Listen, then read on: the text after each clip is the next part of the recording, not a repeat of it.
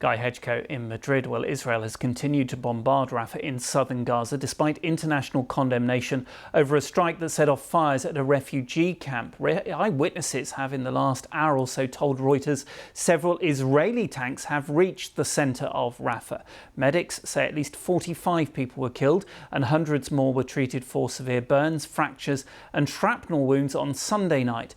The United Nations Security Council will convene a closed-door emergency meeting on Tuesday. The UN Secretary-General, Antonio Guterres, has condemned the attack, saying the horror must stop. There have been appearing before the Knesset. Israeli Prime Minister Benjamin Netanyahu called it a tragic mishap. The Israeli army says the airstrike killed 2 senior members of Hamas at a compound nearby and has launched an investigation. The UK Foreign Secretary, Lord Cameron, says an investigation must be swift, comprehensive and transparent. Our Middle East correspondent Yolan Nell is in Jerusalem and has the latest on the fighting in Rafah.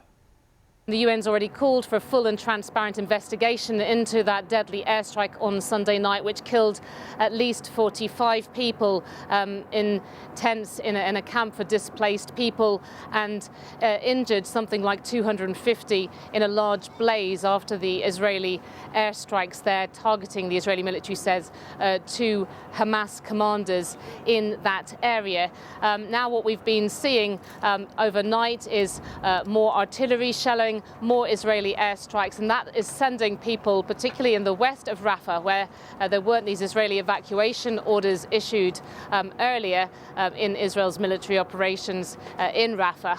We've had people really fleeing, taking to the streets with all of their possessions, piling them up in carts and in their cars, and trying to find a place to stay further to the north. People heading to places that are already crowded with displaced people, like Khan Yunis and Deir al-Balah, more in the centre of the Gaza Strip. Now, really, there has been so many expressions of shock and outrage at what happened on Sunday night. The Israeli Prime Minister called this a tragic mishap.